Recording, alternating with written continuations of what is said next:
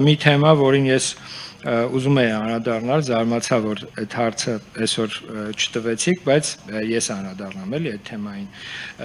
Խոսքը վերաբերվում է այն վիճակին, երբ անձրևից հետո քաղաքում տենց որոշակի խնդիրներ են առաջանում, մեղմ ասած։ Դրա մասին պարբերաբար խոսել ենք, թե գործակարգավարական խորհրդակցությունների ժամանակ, թե հավաքանուն նիստերի ժամանակ։ Հիմա ասեմ, այդ ուղղությամբ շատ են հարցնում, էլի, օրինակ, բա դուք ինչ եք անում, հիմա ասեմ, էլի ինչ ենք անում։ Օրինակ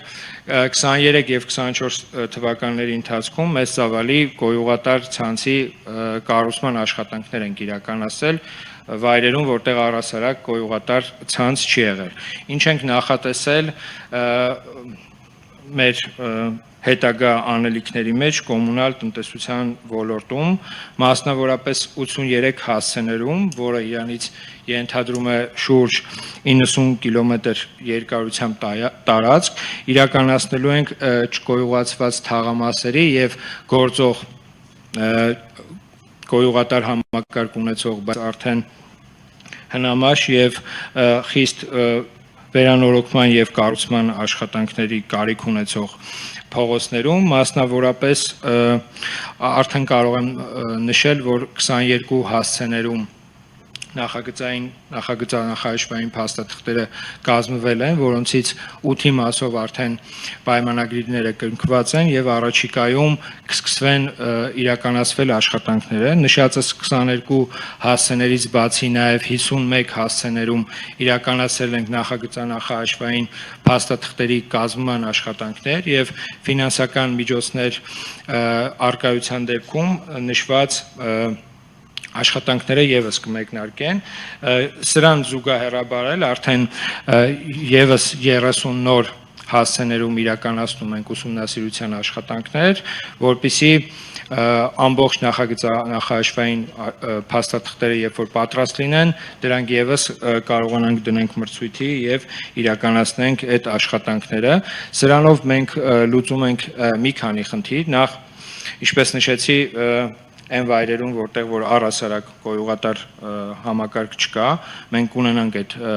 գոյուղատար համակարգը։ Իդեպ նշեմ, որ նշված հասցեներում, որտեղ առհասարակ գոյուղատար համակարգ չկա, խոսքը վերաբերվում է շուրջ 12000 մարդու, այսինքն շուրջ 12000 մարդ, հետագայում նշված հարցերը կարգավորելուց հետո արդեն կունենան գոյուղատար համակարգ եւ կարծում եմ, որ նման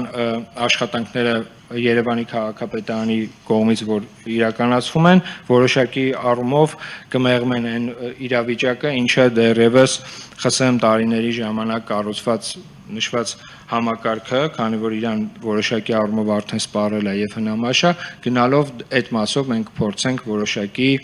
իրավիճակը մեղմենք մեր միջոցների հաշվին, ինչպես նաեւ կառավարության, մեր այլ գործընկերների, բնականաբար Վիոլա ջուր ընկերությունը իր ներդրումները կանի, որպեսզի իրավիճակը գնալով Երևան քաղաքում ավելի պատշաճ լինի, բայց միևնույն ժամանակ ուզում եմ ասել, որ